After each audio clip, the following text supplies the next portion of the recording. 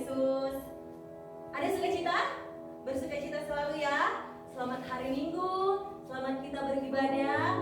Mari kita siapkan hati dan pikiran kita untuk beribadah. Kita percaya bahwa kasih setia Tuhan selalu baru setiap hari. Tuhan Yesus baik bagi kehidupan kita. Sebelumnya kita berdoa. Terima kasih Tuhan Yesus, kami sungguh sangat bersyukur buat perkenanan-Mu hari ini Tuhan. Pada saat ini kami rindu untuk memuji dan memuliakan nama-Mu Tuhan. Engkau hadir bersama-sama dengan kami Tuhan. Urapi kami semua Tuhan. Dan biarlah semua kemuliaan, semua kehormatan kembali kepadamu Tuhan. Dalam nama Tuhan Yesus, haleluya, amin. Kita mau bersukacita hari ini Bapak Ibu Saudara-saudari. Saya undang kita berdiri.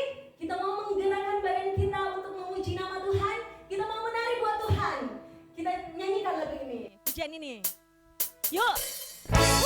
Tuhan Yesus baik di dalam hidup kita. Syukur. Angkat tangan puji nama Tuhan.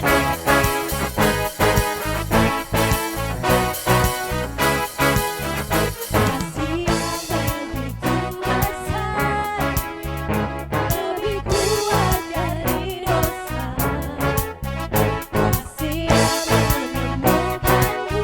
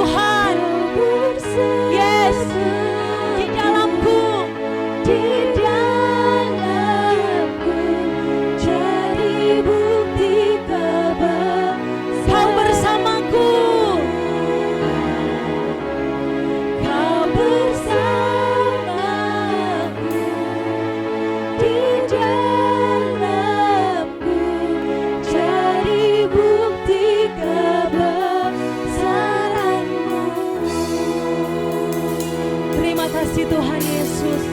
Terima kasih Tuhan Yesus. Bukti kebesaran-Mu ada di dalam hidup kami Tuhan. Untuk itu biarlah penyembahan dan pujian berbau harum di hadapan-Mu Tuhan. Siapkan hati dan pikiran kami untuk menyambut firman-Mu Tuhan. Urapi Tuhan hamba-Mu yang memberitakan firman-Mu. Biarlah ada roh Allah, perkataan Allah yang turun Tuhan. Dan hadirat-Mu menyentuh hati kami semua Tuhan. Kami siap mendengarkan firman-Mu Tuhan. Haleluya, haleluya, terpujilah nama-Mu Tuhan. Amin.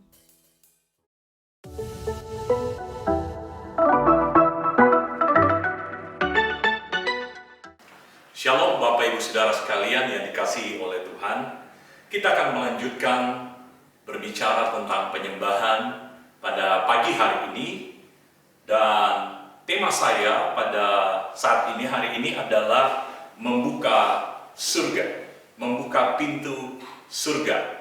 Dan apa yang terjadi ketika pintu surga dibukakan, kita baca di dalam Mazmur pasal yang ke-78, Mazmur 78,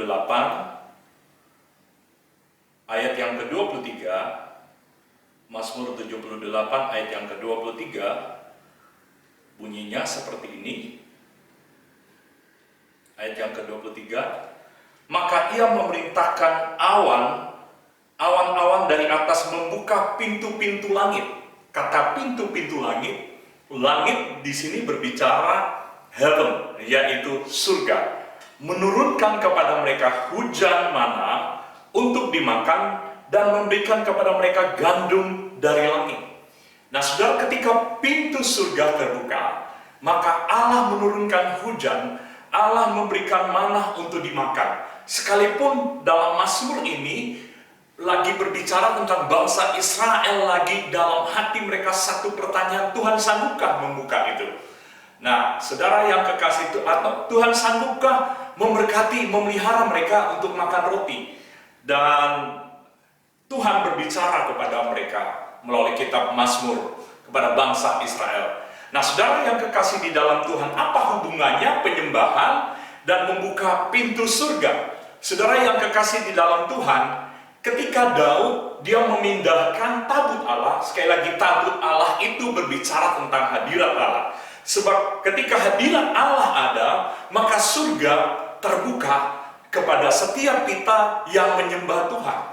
Nah, Daud pernah mengalami kegagalan di dalam memindahkan tabut Allah, di mana dia memindahkan tabut Allah dengan mengikuti dengan cara orang Filistin mereka lakukan, yaitu memakai kereta.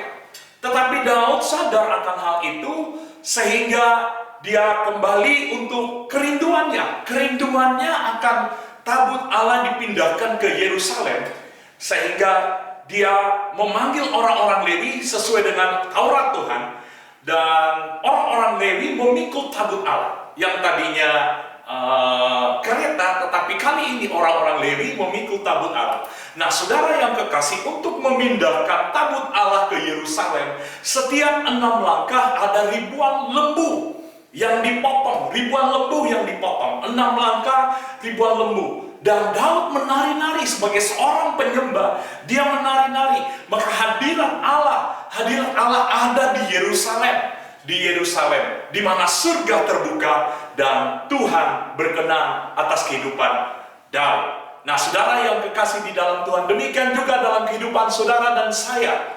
Saudara dan saya sebagai seorang penyembah, waktu saudara menyembah ada harga yang harus kita bayar.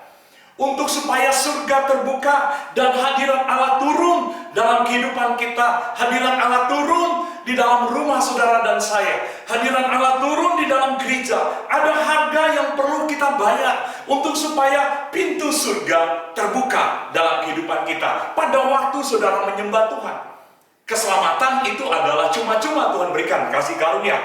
Tetapi di dalam menyembah, mendatangkan hadirat Allah, membuat surga terbuka, ada kuncinya dalam kehidupan saudara dan saya. Makanya Yesus berkata, aku memberikan kunci kerajaan surga kepadamu. Nah saudara yang kekasih di dalam Tuhan, makanya janji Tuhan di dalam bilangan pasal yang ke-28 ayat yang ke-28, bilangan 28 Ulangan 28, saya bukan bilangan saudara. Ayat yang ke-12, dikatakan Tuhan akan membuka bagimu perbendaharaannya yang melimpah, yakni langit untuk memberi hujan bagi tanahmu pada masanya dan memberkati segala pekerjaanmu, sehingga engkau memberi pinjaman kepada banyak bangsa, tetapi engkau sendiri tidak meminta pinjaman. Saudara, kata langit di sini di dalam terjemahan bahasa Inggris adalah heaven. Surga akan dibuka oleh Tuhan. Ketika ada seorang yang mau menyembah, surga akan dibukakan untuk memberkati kehidupan seorang penyembah, untuk memberkati supaya kota itu diberkati ketika ada seorang menyembah, saudara.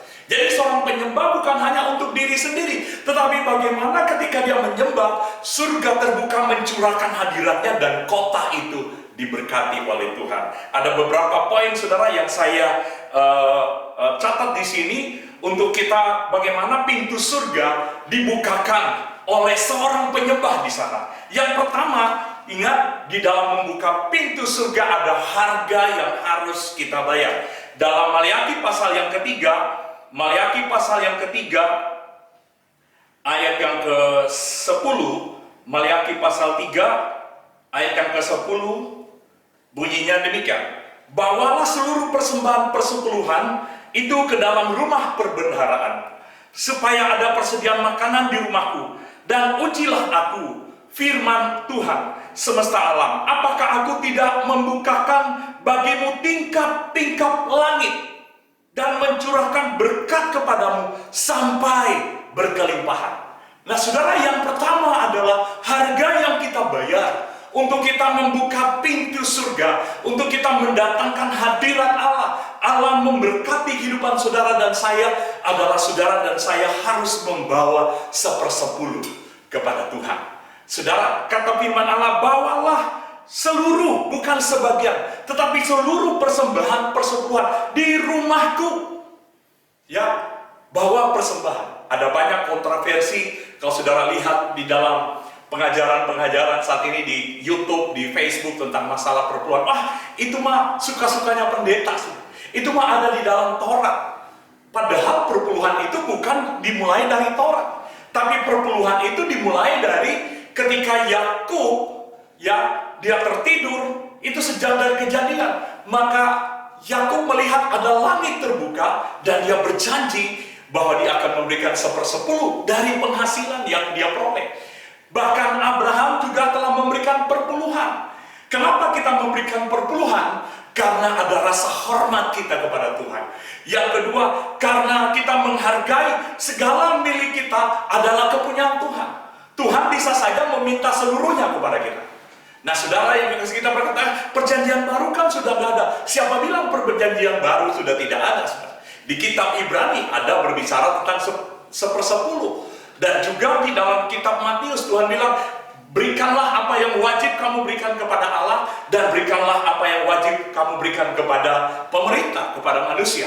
Nah saudara yang kekasih di dalam Tuhan, ini kuncinya untuk kita melihat pintu surga terbuka dan dicurahkanlah hujan berkat sampai berkelimpahan, yaitu kita membawa 1/10. Kalau engkau punya usaha, ada keuntungan, ambil 1/10-nya, dibawa kepada Tuhan. Anda yang bekerja, ambil 1/10-nya, diberikan kepada Tuhan. Nah, yang kedua, saudara, di dalam Kisah Rasul pasal yang ke-7 ayat yang ke-55, Kisah Rasul pasal yang ke-7 ayat yang ke-55, saya akan bacakan untuk Bapak Ibu Saudara sekalian. Dikatakan begini, tetapi Stefanus yang penuh dengan Roh Kudus menatap ke langit. Saudara, kata langit ini berbicara heaven. Lalu melihat kemuliaan Allah dan Yesus berdiri di sebelah kanan. Lalu katanya, sungguh-sungguh aku melihat langit terbuka dan anak manusia berdiri di sebelah kanan Allah. Berbicara tentang berdiri di sebelah kanan Allah, itu nanti ada penjelasannya tersendiri. Kita akan bahas tentang Allah itu. Tetapi di sini Stefanus ketika dia dirajam, dia melihat pintu surga terbuka. Apa maksudnya? Saudara, sebagai seorang penyembah, ada banyak penderitaan yang kita hadapi, ada banyak tantangan hidup yang kita hadapi, penderitaan karena nama Tuhan. Maka surga pintu surga dibukakan. Artinya Tuhan menghormati orang-orang yang teraniaya. Tuhan menghormati orang-orang yang tertindas. Ketika saudara mengalami yang namanya penganiayaan, ketika saudara mengalami yang namanya rasa ketidakadilan, ketika saudara mengalami yang namanya penderitaan karena nama Tuhan, surga terbuka dan Allah berdiri menghormati setiap penderitaan yang saudara lalui, yang saudara hadapi di hari-hari ini. Nah, saudara, itulah yang kedua. Yang ketiga adalah ketekunan di dalam doa. Saudara, di dalam 1 Raja-Raja pasal 18 ayat yang ke-44, 1 Raja-Raja pasal yang ke-18, 1 Raja-Raja pasal 18 ayat yang ke-44, bunyinya demikian.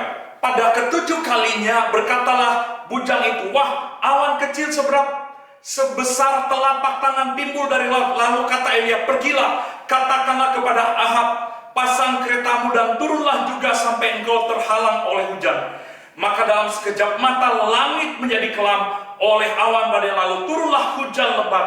Ahab naik kereta lalu pergi ke Yisrael. Saudara, kisah ini di mana Elia berdoa dan dia berdoa supaya hujan turun. Dia berdoa dan dia memerintahkan bujangnya untuk melihat. Tadinya tidak ada apa-apa, tetapi saudara, dia berdoa lagi. Tidak terjadi apa-apa. Terus dia berdoa lagi, tidak terjadi apa-apa. Tetapi kali yang ketujuh, dia berdoa, maka ada segumpal awan dan Allah mencurahkan berkat hujan kepada bangsa Israel. Saudara yang kekasih dalam Tuhan, mungkin saudara lagi berdoa, Tuhan, saudara berdoa saat ini tidak terjadi apa-apa. Saudara berdoa lagi, lah, saya sudah berdoa, kok belum dapat jawaban? Tidak terjadi apa-apa. Teruslah bertekun sampai engkau melihat segumpal awan. Segumpal awan itu sesuatu yang kecil mungkin kelihatannya, tetapi akan sesuatu perkara yang dahsyat terjadi di mana Allah mencurahkan berkat. Jadi, saudara, yang ketiga adalah ketekunan saudara di dalam berdoa dan terus berdoa, sehingga kita melihat kerajaan surga membukakan langitnya untuk mencurahkan hujan. Dan yang keempat, saudara, yang terakhir, yang keempat dalam Matius 18 ayat yang ke-9, yaitu kesatuan. Dikatakan 2-3 orang berkumpul sepakat di dalam namaku, maka aku hadir. Ada hadirat Allah turun di dalam kehidupan kita. Ketika keluarga bersepakat, ketika kita sebagai gereja bersepakat berdoa meminta supaya belas kasihan Allah turun atas kota. Ketika kita bersepakat berdoa supaya Tuhan menjaga keluarga kita, memberkati keluarga kita, suami istri bersepakat, maka surga terbuka, Allah hadir, Allah bertakhta. Karena kehidupan seorang penyembah, kehidupan yang selalu ada kesatuan di sana, kehidupan yang selalu terus ada kesehatan, kesepakatan, sehingga Tuhan hadir dan Tuhan memberkati. Nah, saudara, yang kelima, yang terakhir, tadi bukan yang terakhir ya, yang kelima, yang terakhir adalah penyembahan kita. Dalam Mazmur pasal yang ke-24, Mazmur 24 ayat yang ke-7, Mazmur 24 ayat yang ke-7, bunyinya demikian. Angkatlah kepalamu, hai pintu-pintu gerbang, dan terangkatlah kamu, hai pintu-pintu yang berabad-abad, supaya masuk Raja kemuliaan. Siapakah itu Raja kemuliaan? Tuhan jaya dan perkasa, Tuhan perkasa dalam peperangan. Angkatlah kepalamu, hai pintu-pintu gerbang, maka dan terangkatlah kamu, hai pintu-pintu yang berabad-abad, supaya masuklah Raja kemuliaan. Siapakah Raja kemuliaan? Tuhan semesta alam. Ketika saudara dan saya menyembah Tuhan, maka pintu-pintu yang selama ini berabad-abad tertutup akan dibukakan oleh Tuhan. Ketika seorang menyembah Tuhan dengan penuh ketekunan, dia terus menyembah, dia tidak dibatasi oleh waktu, dia tidak dibatasi oleh tempat, dia punya gaya hidup menyembah, dia punya kehidupan yang benar, dia dituntun oleh kuasa Roh Kudus melaksanakan kehendak Allah. Ketika Yesus berkata, dia berjumpa dengan Nabi Yohanes, dan dia mau memberi diri dibaptis. Yohanes bilang, jangan aku, melainkan akulah yang perlu dibaptis. Tuhan bilang, biarlah semuanya itu terjadi supaya menggenapi seluruh kehendak Allah. Artinya Yesus yang benar, dia adalah anak Allah dan dia mau melakukan kehendak Allah. Surga terbuka ketika dia keluar dari baptisan air.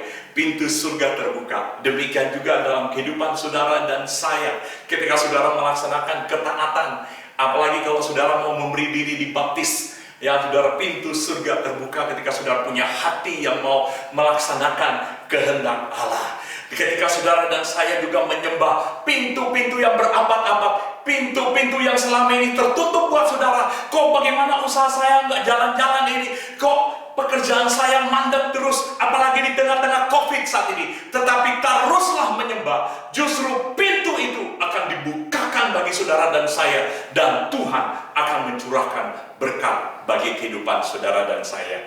Saudara yang kekasih di dalam Tuhan, jadilah seorang penyembah yang benar. Seorang penyembah, dia akan membukakan pintu surga. Pintu surga tercurah dalam kehidupan kita. Saya ambil kesimpulan saudara, bagaimana kita membuka pintu surga. Karena pintu surga itu pasti dibukakan. Hadirat Allah turun atas kehidupan seorang penyembah. Yang pertama adalah mengembalikan milik Tuhan dengan benar. Yang kedua adalah mengalami penderitaan karena nama Yesus. Melayani Tuhan, ada penderitaan, ada tekanan. Ingat, ada pintu surga yang terbuka dan Allah berdiri menghargai penderitaan kita. Yang kedua, ketekunan di dalam doa. Terus berdoa, terus berdoa. Dan yang keempat, kesatuan di dalam kehidupan kita. Dan yang kelima, kehidupan kita yang terus-menerus menyembah. Maka pintu surga terbuka dalam kehidupan saudara dan saya. Tuhan memberkati kita. Siapkan hati kita untuk masuk dalam perjamuan kudus. Kita nyanyikan pujian darah-Mu Yesus, sucikan aku.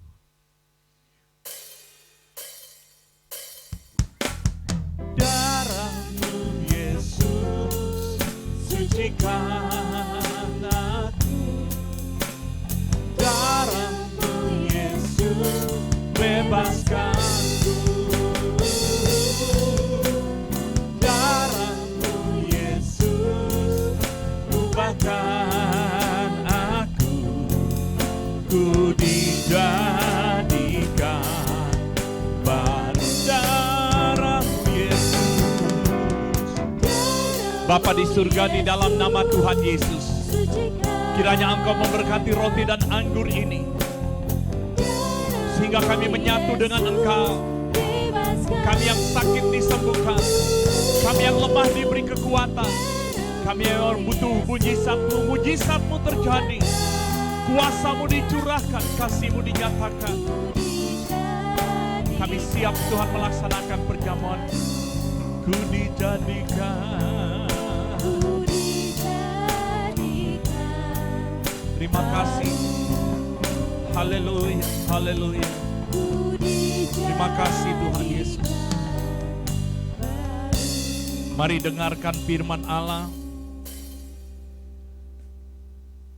Sebab apa yang telah kuteruskan kepadamu, telah aku terima dari Tuhan, yaitu bahwa Tuhan Yesus, pada malam waktu Ia diserahkan mengambil roti, dan sesudah itu Ia mengucap syukur atasnya, Ia memecah-mecahkannya dan berkata, inilah tubuhku yang diserahkan bagi kamu, perbuatlah ini menjadi peringatan akan aku. Bukankah roti di tanganmu atasnya kita mengucap syukur adalah persekutuan dengan tubuh Kristus? Mari kita makan dengan iman, katakan di dalam nama Tuhan Yesus Kristus.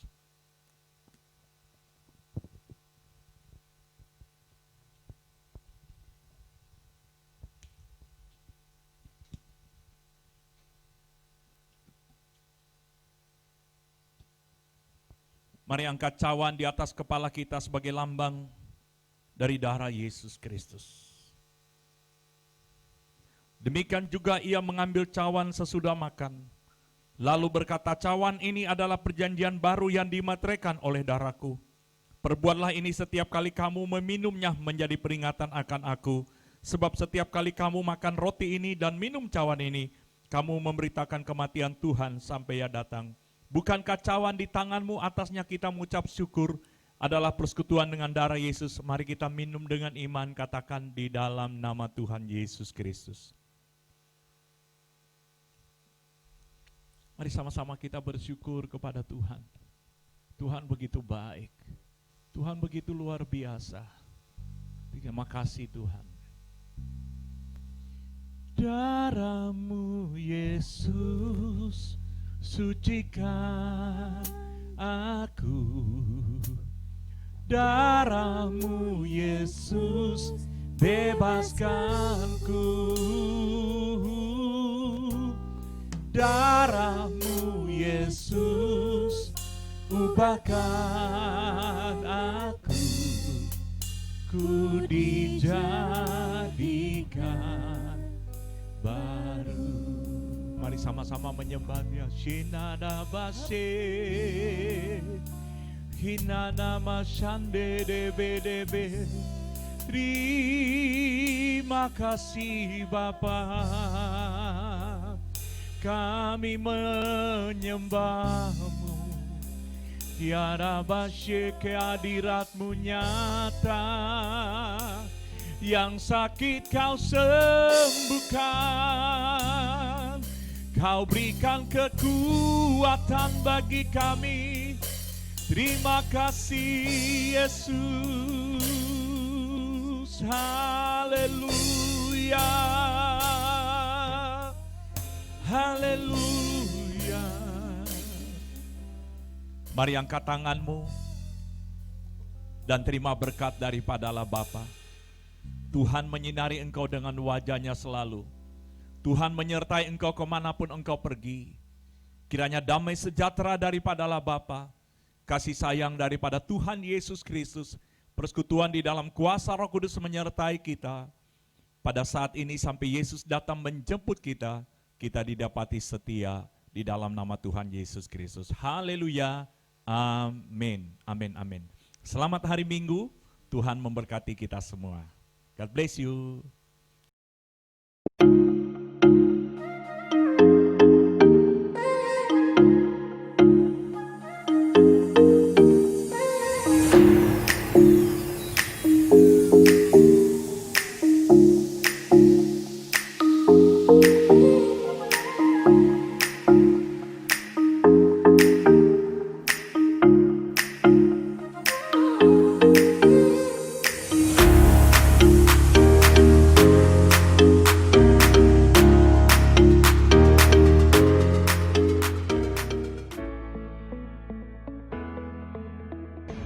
Sejak bulan Maret tahun 2020 yang lalu, bahwa gereja di lockdown, tidak boleh ada ibadah. Dan sekarang akan dimulai pembukaan ibadah-ibadah.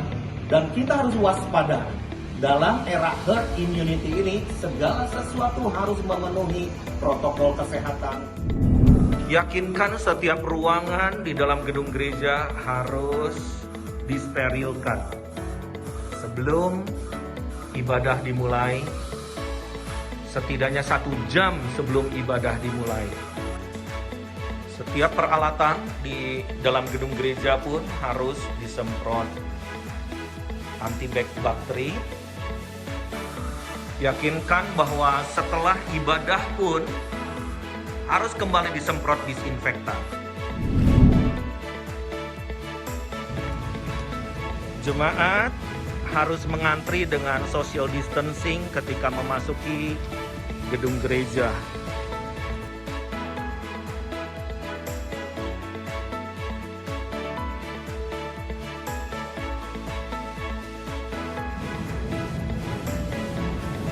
Bagi jemaat yang mengalami gangguan kesehatan,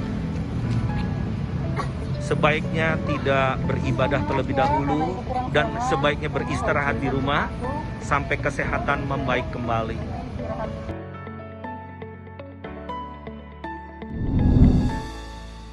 Jarak untuk tempat duduk jemaat harus diatur sedemikian rupa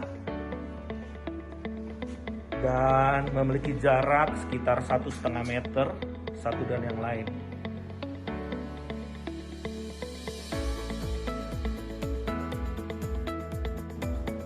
Hal yang sering terabaikan adalah mic dipakai oleh beberapa orang.